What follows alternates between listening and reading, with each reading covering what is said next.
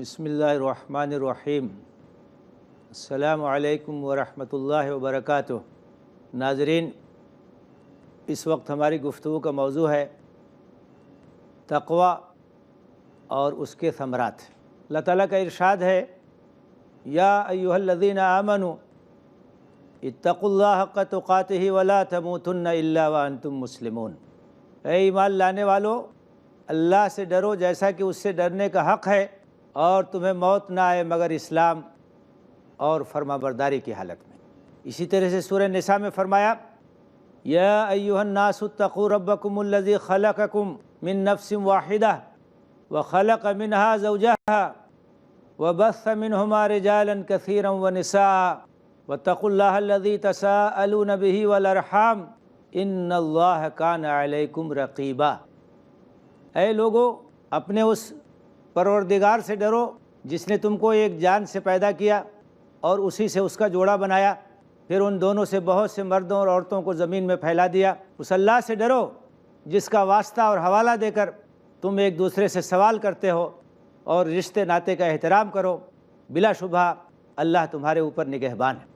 قرآن میں مختلف آیات میں اس بات کا حکم دیا گیا ہے کہ لوگوں اللہ کا تقوی اختیار کرو، اللہ سے ڈرو، اور دنیا اور آخرت کی بہت ساری بشارتیں متقین کے لیے، تقوی اختیار کرنے والوں کے لیے کتاب اور سنت میں دی گئیں۔ اس لیے جاننا بہت ضروری ہے کہ تقوی کی حقیقت کیا ہے، تقوی کس چیز کا نام ہے، تقوی کا مفہوم کیا ہے، کیونکہ تقوی کے سلسلے میں بھی غلط فہمی پائی جاتی ہے، غلط تصور پایا جاتا ہے، غلط خیال پایا جاتا ہے۔ اس کی تصحیح بہت ضروری ہے۔ قرآن اور سنت کی اصطلاح میں تقوی اس بات کا نام ہے کہ اللہ تعالیٰ کی ذات اور اللہ تعالیٰ کی صفات اور اس کی نگرانی اور اس کے سامنے جواب دہی کا ایسا احساس پیدا ہو جائے ہمارے قلب و دماغ میں کہ ہم کہیں بھی ہوں اس بات کو یاد رکھیں کہ اللہ تعالیٰ کی نگرانی اور اس کی نگہبانی سے بچ نہیں سکتے ہیں۔ تقوی اسی حقیقت کا نام ہے کہ اللہ کا ڈر، اللہ کا خوف، اللہ کے سامنے جواب دہی کا احساس یہ ذہن میں تازہ رہے، چاہے ہم لوگوں کے درمیان ہوں، چاہے ہم تنہائی میں ہوں، چاہے ہم اجالے میں ہوں، چاہے ہم اندھیرے میں ہوں، ہر وقت اس بات کو یاد رکھیں کہ ان اللہ کان علیکم رقیبا، اللہ تمہارے اوپر نگراں ہے، اللہ تمہارا نگہبان ہے۔ سب سے چھپ سکتے ہو لیکن اللہ سے نہیں چھپ سکتے ہو۔ یہی تقوی کی حقیقت ہے۔ جو آدمی اس بات کو یاد رکھے کہ اسے اللہ کے سامنے جواب دہی کے لیے پیش ہونا ہے، اور اللہ کے عذاب سے ڈرے اور اللہ کو خوش کرنے کی کوشش کرے، وہ متقی ہے۔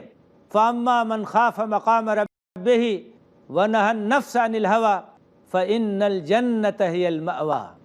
جس نے اس احساس کے تحت زندگی بسر کی کہ اسے اپنے رب کے سامنے پیش ہونا ہے اور اپنی خواہشات پر قابو رکھا، اس کا مقام جنت ہے۔ تو تقوی دل کی کیفیت کا نام ہے۔ دل کے اندر تقوی پیدا ہوتا ہے، پھر پوری زندگی پر اس کا اثر ہوتا ہے، جواب دہی کا احساس ہوتا ہے، ذمہ داری کا احساس ہوتا ہے۔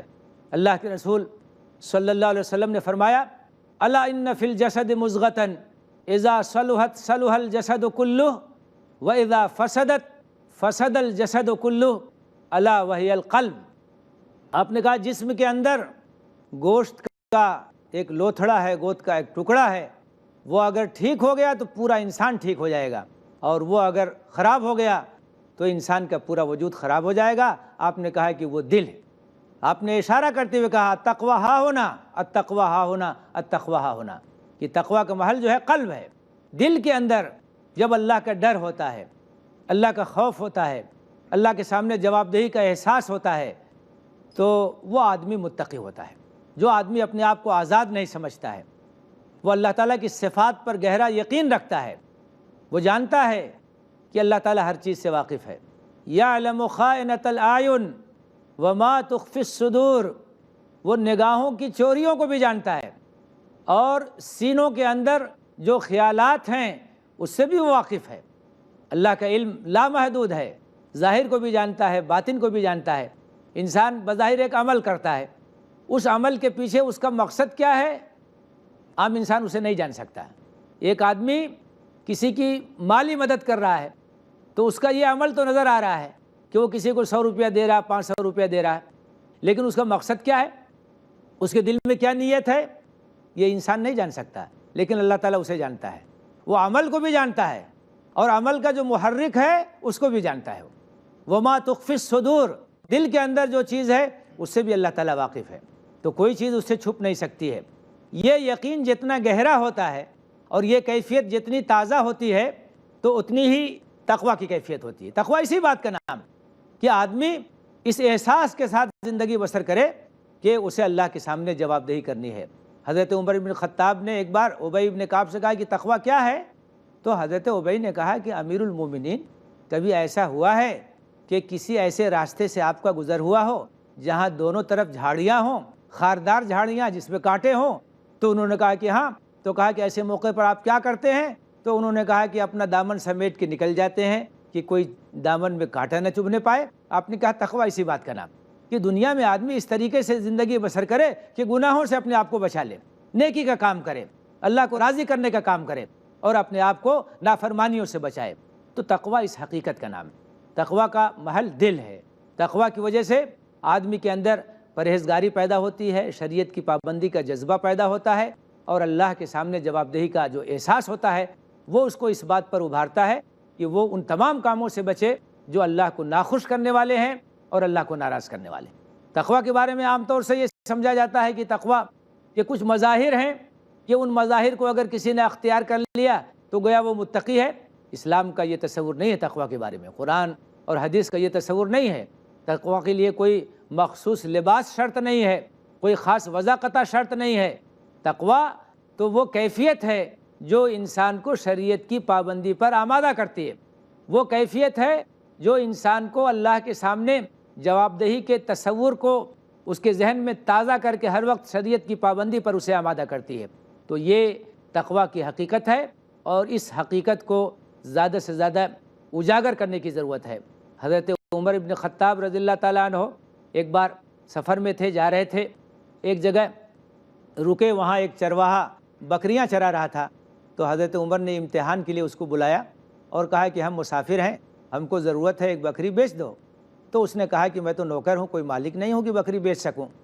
تو اس کا امتحان لینے کے لیے حضرت عمر نے کہا کہ ایسا ہے کہ ایک بکری بیچ دو، اگر مالک پوچھے گا کہ بکری کم کیسے ہو گئی تو کہہ دینا کہ بھیڑیا کھا گیا۔ تو اس نے جو جواب دیا وہ جواب بڑا بہترین تھا۔ اس نے کہا فَأَيْنَ اللَّهُ، کہ یہ جواب میں اپنے مالک کو دے کر کے تو مطمئن کر سکتا ہوں، لیکن اللہ کو کیا جواب دوں گا؟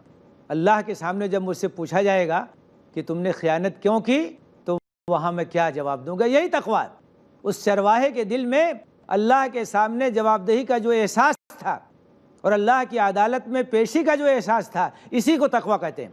اور حضرت عمر اس کے اس جواب سے بہت خوش ہوئے، یہ ایمان کی علامت ہے، تقویٰ کی علامت، اور اس کے ساتھ گئے، اس کے مالک سے اس کو خرید لیا، اس کو آزاد کر دیا اور کہا کہ یہ جواب ایسا جواب تھا جس نے تم کو دنیا میں آزادی دی ہے اور آخرت میں بھی تمہاری کامیابی کا ذریعہ بنے گا۔ تو یہ ہے حقیقت میں تقویٰ، جس کے لیے تمام بشارتیں ہیں دنیا کی اور آخرت کی، اور قرآن میں بار بار تقویٰ اختیار کرنے کی جو تاکید کی گئی ہے وہ اسی وجہ سے ہے کہ تقویٰ ہی کے ذریعے سے وہ جذبہ پیدا ہوتا ہے جو شریعت کی پاسداری پر ابھارتا ہے۔ آدمی کہیں بھی رہے، اگر اس کے اندر اللہ کا ڈر ہے اور اللہ کے سامنے جواب دہی کا احساس ہے اور آخرت کی فکر ہے تو وہ اس بات کی پوری کوشش کرے گا کہ اللہ کے کسی حکم کی خلاف ورزی نہ کرے، اور اگر کبھی خلاف ورزی ہو جائے تو فوراً وہ توبہ کرے گا، نادم ہوگا، شرمندہ ہوگا، استغفار کرے گا، اور جو غلطی ہوئی ہے اس کی تلافی کی کوشش کرے گا۔ تو یہ تقویٰ وہ چیز ہے جو کہ مومن کا ایک بہت نمایاں وصف ہے، اس کی ایک نمایاں صفت ہے، مومن کی پہچان ہے کہ وہ اللہ سے ڈرنے والا ہوتا ہے، وہ اللہ کے سامنے جواب دہی کا احساس رکھتا ہے، وہ نافرمانی سے بچتا ہے، وہ گناہ سے بچتا ہے۔ یہ کیفیت اپنے دل میں پیدا کرنے کی کوشش کرنی چاہیے، اور تقویٰ پیدا کرنے کا سب سے بڑا جو سرچشمہ ہے وہ اللہ کی کتاب، وہ قرآن مجید ہے۔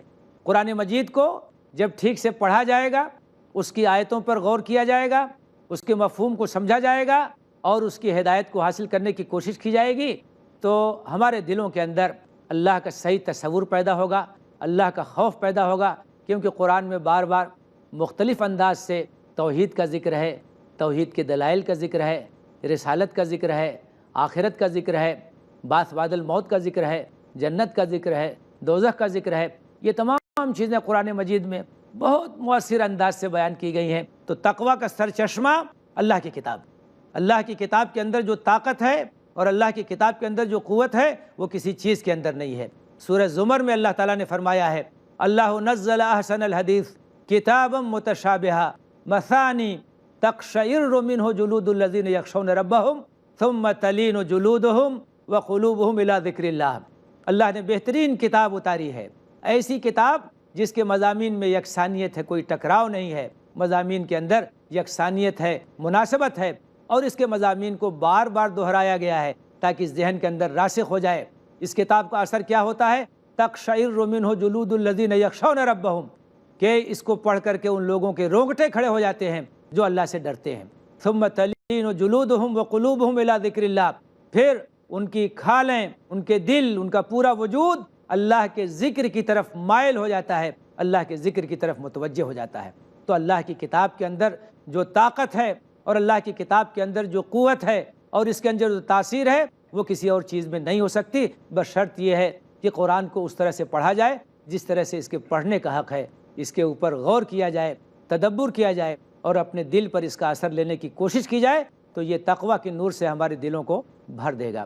ناظرین، یہاں ہم ایک وقفہ لیں گے اور وقفے کے بعد گفتگو کا سلسلہ جاری رہے گا۔ ناظرین، وقفے کے بعد پھر آپ کا استقبال ہے۔ تقویٰ یہ وہ نور ہے جو پوری زندگی کو منور کر دیتا ہے اور دنیا اور آخرت کی سعادتوں سے اور کامرانیوں سے ہمکنار کرتا ہے۔ تقویٰ کے جو ثمرات اور تقویٰ کے جو خوشگوار اثرات پڑتے ہیں زندگی پر، ان کا تذکرہ قرآن مجید کی مختلف آیات میں کیا گیا ہے۔ اس کا ایک اثر یہ ہوتا ہے کہ دنیا میں تنگی سے نجات ملتی ہے اور اللہ تعالیٰ کی تائید اور اللہ کی نصرت ملتی ہے۔ اللہ تعالیٰ نے فرمایا ہے، وَمَن يَتَّقِ اللَّهَ يَجْعَل لَّهُ مَخْرَجًا وَيَرْزُقْهُ مِنْ حَيْثُ لَا يَحْتَسِبُ، جو اللہ سے ڈرتا ہے اللہ تعالیٰ اس کے لیے راستے نکال دیتا ہے، اس کے لیے راستے پیدا کر دیتا ہے اور وہاں سے اس کو رزق دیتا ہے جہاں اس کے گمان میں بھی نہیں ہوتا ہے۔ اس کا ایک فائدہ یہ بھی ہوتا ہے کہ جو متقی ہوتا ہے، جو تقویٰ اختیار کرتا ہے، اللہ تعالیٰ اس کو علم نافع کی دولت سے بھی نوازتا ہے۔ وہ علم جو انسانیت کی پہچان ہے، وہ علم جو انسانیت کے لیے روشنی ہے، وہ علم جو انسانیت کے لیے ایک نور ہے، جس کی وجہ سے اس کے لیے زندگی کی تاریکیاں چھٹ جاتی ہیں اور راہ راست اس کے اوپر واضح ہو جاتی ہے، اس کا راستہ اور اس کا دروازہ یہ تقویٰ کی وجہ سے کھلتا ہے۔ اللہ تعالیٰ نے فرمایا ہے، وَاتَّقُوا اللَّهَ وَيُعَلِّمُكُمُ اللَّهُ، تم اللہ سے ڈرو، اللہ کا تقویٰ اختیار کرو تو اللہ تعالیٰ تم کو علم کی دولت سے نوازے گا، اللہ تعالیٰ تم کو علم کی نعمت سے ہمکنار کرے گا۔ تو ایک بہت بڑا فائدہ تقویٰ کا یہ ہوتا ہے کہ جو متقی ہوتا ہے تو علوم اور فنون کے دروازے بھی اس کے اوپر کھل جاتے ہیں، اللہ کی تائید ہوتی ہے اور علم کی دولت اسے حاصل ہوتی ہے جس نور کو لے کر کے اس دنیا کے اندر وہ چلتا ہے۔ اس کا ایک فائدہ یہ بھی ہوتا ہے کہ اللہ تعالیٰ اس کو ایک کسوٹی دے دیتا ہے، اس دنیا کے اندر حق اور باطل کے درمیان فرق کرنے کے لیے، امتیاز کرنے کے لیے ایک تمیز کی طاقت پیدا ہو جاتی ہے، ایک کسوٹی اسے مل جاتی ہے، ایک معیار اسے مل جاتا ہے۔ اللہ تعالیٰ فرماتا ہے، ان تتقوا اللہ یجعل لکم فرقانا، تم اگر اللہ سے ڈرو گے تو اللہ تعالیٰ تم کو ایک فرقان دے دے گا، ایک کسوٹی دے دے گا، ایک معیار دے دے گا جس کی بنیاد پر تم حق اور باطل کے درمیان فرق کر سکتے ہو، تمیز کر سکتے ہو، ان کو ایک دوسرے سے جدا کر سکتے ہو، ایک دوسرے سے الگ کر سکتے ہو۔ یہ ایک نور بصیرت ہے، اللہ کی جانب سے ایک ایسی کیفیت کا حصول ہے کہ جس کے بعد انسان کے لیے آسان ہو جاتا ہے کہ وہ اپنے زندگی میں آسانی سے فیصلہ کرے کہ کیا کرنا چاہیے، کیا نہیں کرنا چاہیے، کیا حق ہے، کیا باطل ہے، کیا خیر ہے، کیا شر ہے، اور کیا بھلائی ہے اور کیا برائی ہے۔ اسی طرح سے تقویٰ کا ایک فائدہ یہ بھی ہوتا ہے کہ اس کی وجہ سے اللہ تعالیٰ کی محبت حاصل ہوتی ہے۔ جو اللہ سے ڈرتا ہے وہ اللہ کا محبوب ہو جاتا ہے، جس کے دل میں اللہ کا ڈر ہوتا ہے، تقویٰ ہوتا ہے، اللہ تعالیٰ کا وہ محبوب ہو جاتا ہے، اللہ تعالیٰ اس سے محبت کرتا ہے۔ اور جب کسی بندے سے اللہ کو محبت ہو جائے تو اس سے بڑھ کر کے بندے کی خوش نصیبی کچھ نہیں ہو سکتی ہے۔ اللہ تعالیٰ نے فرمایا ہے، بلا من اوفی بعہدہ واتقی فإن اللہ یحب المتقین، جو اپنے عہد کو پورا کرتا ہے اور تقوی اختیار کرتا ہے تو اللہ تعالیٰ ایسے متقیوں سے محبت کرتا ہے، ایسے متقی اللہ کے محبوب بن جاتے ہیں۔ اور ظاہر ہے کہ جب کوئی اللہ کے محبوب بن جاتا ہے تو اللہ تعالیٰ آسمان میں حضرت جبریل سے کہتا ہے کہ فلاں بندہ میرا محبوب ہے، تم آسمان میں اس کے لیے اعلان کر دو کہ وہ لوگ بھی اس سے محبت کریں۔ فرشتوں میں اس کے لیے اعلان ہو جاتا ہے، اور اس کے بعد پھر دنیا میں بھی اسے قبولیت حاصل ہوتی ہے، اور بندوں کے درمیان بھی وہ محبوب اور پسندیدہ ہو جاتا ہے۔ تو اللہ کا محبوب بننے کے لیے اور اللہ کی محبت حاصل کرنے کے لیے تقوی ایک راستہ ہے، تقوی ایک تدبیر ہے جسے ہمیں اختیار کرنا چاہیے۔ اس کا ایک فائدہ یہ بھی ہوتا ہے کہ اللہ کی تائید، اللہ کی نصرت اور اللہ کی مدد اس دنیا کی زندگی میں متقین کو حاصل ہوتی ہے۔ اللہ تعالیٰ نے فرمایا ہے واتقوا اللہ واعلموا ان اللہ مع المتقین، اللہ سے ڈرو، تقوی اختیار کرو اور اس بات پر یقین رکھو کہ اللہ متقین کے ساتھ ہے۔ اللہ کی معیت، اللہ کا ساتھ، اللہ کی تائید، اللہ کی نصرت یہ ان لوگوں کے ساتھ ہے جو اللہ سے ڈرنے والے ہیں۔ آپ اندازہ کر سکتے ہیں کہ اگر اللہ کی تائید مل جائے، اللہ کی نصرت مل جائے، اللہ کی معیت مل جائے تو پھر انسان کو اور کیا چاہیے؟ ینصرکم اللہ فلا غالب لکم، اللہ اگر تمہاری مدد کرے تو تم پر کوئی غالب نہیں آ سکتا ہے۔ تو اللہ کی نصرت اور اللہ کی تائید اور اللہ کی معیت یہ تقوی کی وجہ سے حاصل ہوتی ہے، متقین کو حاصل ہوتی ہے، اور یہ بہت بڑی نعمت ہے جو اس دنیا میں کسی انسان کو مل سکتی ہے۔ اسی طریقے سے اس تقوی کا ایک فائدہ یہ بھی ہوتا ہے کہ اس دنیا میں اللہ تعالیٰ کی رحمتیں، اللہ تعالیٰ کی نوازشیں، آسمان اور زمین کی برکتیں یہ متقین کو حاصل ہوتی ہیں۔ اللہ تعالیٰ نے فرمایا ہے وَلَوْ أَنَّ أَهْلَ الْقُرَىٰ آمَنُوا وَاتَّقَوْا لَفَتَحْنَا عَلَيْهِمْ بَرَكَاتٍ مِّنَ السَّمَاءِ وَالْأَرْضِ، کہ بستیوں کے لوگ، وہ بستیاں جو کہ عذاب الہی کے شکار ہوئیں، ان کے بارے میں اللہ تعالیٰ فرماتا ہے کہ بستیوں کے رہنے والے اگر ایمان اور تقوی کا ثبوت دیتے تو زمین اور آسمان کی برکتیں ان کے اوپر ہم اڈیل دیتے۔ دنیاوی خوشحالی، دنیا میں فارغ البالی، یہ چیز بھی تقوی کی وجہ سے حاصل ہوتی ہے۔ اللہ تعالیٰ ان لوگوں کے لیے رزق بھی کشادہ کر دیتا ہے، ان کے لیے اپنی رحمتیں نچھاور کر دیتا ہے جو اللہ سے ڈرتے ہیں اور اللہ کی پرستش کرتے ہیں، اللہ کی عبادت کرتے ہیں اور اللہ تعالیٰ کی فرما برداری کرتے ہیں۔ تو دنیاوی خوشحالی، دنیاوی فارغ البالی یہ بھی تقوی کی وجہ سے حاصل ہوتی ہے، خدا ترسی کی وجہ سے حاصل ہوتی ہے۔ اس کا ایک فائدہ یہ بھی ہے کہ اس کی وجہ سے طرح طرح کی بشارتیں اس دنیا میں اہل ایمان کو اور اہل تقوی کو حاصل ہوتی ہیں۔ اللہ تعالیٰ کا ارشاد ہے الا ان اولیاء اللہ لا خوف علیہم ولا هم يحزنون الذین آمنوا وكانوا يتقون لهم البشرى فی الحیات الدنیا وفی الآخرہ۔ اللہ تعالیٰ فرماتا ہے کہ جو اللہ کے دوست ہیں، اللہ کے اولیاء ہیں، اللہ کی اطاعت اور فرما برداری کرنے والے ہیں، ان کے لیے نہ کوئی خوف ہے نہ کوئی غم ہے۔ یہ وہ لوگ ہیں جن کے پاس ایمان ہے اور جن کے پاس تقوی ہے۔ لہم البشریٰ، ان کے لیے بشارتیں ہیں، ان کے لیے خوشخبریاں ہیں، دنیا میں بھی اور آخرت میں بھی۔ فرشتے نازل ہوتے ہیں۔ اللہ تعالیٰ نے فرمایا ہے ان الذین قالوا ربنا اللہ ثم استقاموا تتنزل علیہم الملائکہ، جنہوں نے کہا کہ ہمارا پروردگار اللہ ہے اور اس کے بعد اس پر جم گئے، ثابت قدم رہے، تو فرشتے نازل ہوتے ہیں ان کے اوپر، تسلسل کے ساتھ نازل ہوتے ہیں اور کہتے ہیں اللہ تخافوا ولا تحزنوا، تمہارے لیے نہ کوئی خوف ہے نہ تمہارے لیے کوئی غم ہے، وابشروا بالجنۃ التی کنتم توعدون، اور اس جنت کی بشارت قبول کرو جس کا تم سے وعدہ کیا جاتا رہا۔ نحن اولیاؤکم فی الحیات الدنیا وفی الآخرہ، ہم تمہارے ساتھی ہیں، ہم تمہارے ہمدم ہیں، ہم تمہارے دوست ہیں، دنیا کی زندگی میں بھی اور آخرت کی زندگی میں بھی۔ وَلَكُمْ فِيهَا مَا تَشْتَهِي أَنفُسُكُمْ وَلَكُمْ فِيهَا مَا تَدَّعُونَ، اور وہاں آخرت میں وہ تمام چیزیں تمہارے لیے ہوں گی جن کی تم خواہش کرو گے، اور وہ تمام چیزیں تمہیں ملیں گی جن کا تم تقاضا کرو گے۔ نُزُلًا مِّن غَفُورٍ رَحِيمٍ، وہ خدائے غفور الرحیم کی جانب سے سامان ضیافت ہے جو تمہارے لیے تیار ہے۔ تو بشارتیں اس دنیا کے لیے بھی اور آخرت کے لیے بھی اہل تقوی کو حاصل ہوتی ہیں، متقین کو حاصل ہوتی ہیں۔ اس کا ایک ثمرہ یہ بھی ہوتا ہے کہ دشمنوں کی چالوں سے اور ان کی چال بازیوں سے، ان کی تدبیروں سے حفاظت حاصل ہوتی ہے متقین کو۔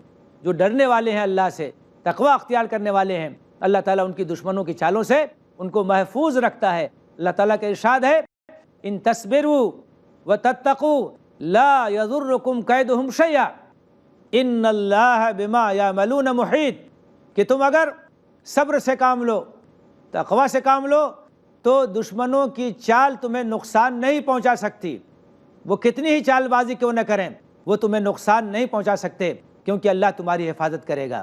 انہم یکیدون کیدا واکید کیدا، اللہ تعالیٰ کہتا ہے کہ وہ اپنی چالیں چل رہے ہیں، ہم اپنی تدبیر کر رہے ہیں۔ اور ظاہر ہے کہ اللہ کی تدبیر کے سامنے کسی انسان کی تدبیر اور اس کی چال بازی چل نہیں سکتی ہے۔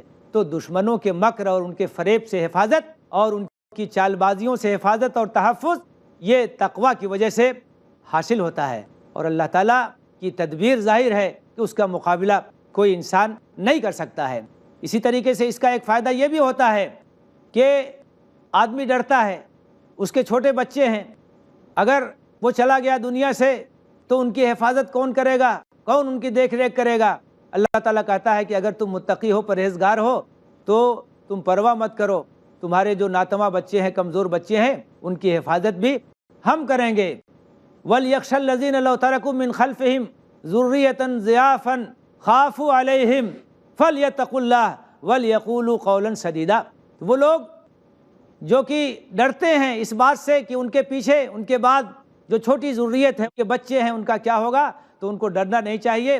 وہ اللہ کا تقوی اختیار کریں اور اللہ سے ڈریں اور صحیح اور درست بات کہیں، اللہ تعالیٰ ان کی حفاظت کرے گا، اللہ تعالیٰ ان کی نگہبانی کرے گا، اللہ تعالیٰ ان کی دیکھ ریکھ کرے گا۔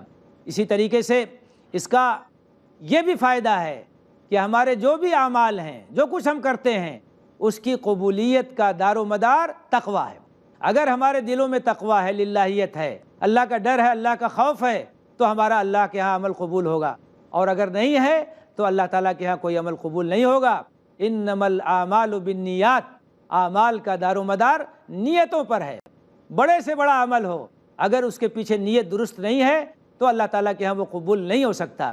قرآن مجید میں حضرت آدم کے دونوں بیٹے کی قربانی کا ذکر ہے کہ ان میں سے ایک کی قربانی قبول ہوئی اور دوسرے کی نہیں ہوئی۔ جس کی نہیں ہوئی وہ حسد کا شکار ہو گیا اور اس نے کہا اپنے بھائی سے کہ میں تمہیں مار ڈالوں گا، تو جس کی قربانی قبول ہوئی تھی اس نے کہا انما یتقبل اللہ من المتقین، کہ بھائی تم میرے اوپر کیوں غصہ کرتے ہو، اللہ تعالیٰ تو ان کا عمل قبول کرتا ہے، ان کی قربانی قبول کرتا ہے جن کے اندر تقوی ہوتا ہے، جن کے اندر اللہ کا ڈر ہوتا ہے، جو اخلاص کے ساتھ کام کرتے ہیں۔ تم اپنا جائزہ لو، اپنا احتساب کرو، تمہارے اندر اگر تقوی نہیں ہے، اخلاص نہیں ہے، تو تمہارا عمل قبول نہیں ہوگا۔ تو اعمال کی قبولیت کا دار و مدار تقوی ہی پر ہے۔ انما یتقبل اللہ من المتقین، تو تقوی کے جو ثمرات اور نتائج ہیں دنیا سے لے کر کے آخرت تک وہ بہت ہیں، متنوع قسم کے ہیں۔ اللہ سے دعا ہے کہ ہمارے دلوں میں اپنا ڈر پیدا کرے، ہمارے اندر تقوی ہو، خدا ترسی ہو، تاکہ ہمارے اعمال اللہ تعالیٰ کی بارگاہ میں شرف قبولیت سے ہمکنار ہو سکیں۔ آمین۔ وآخر دعوانا ان الحمد للہ رب العالمین۔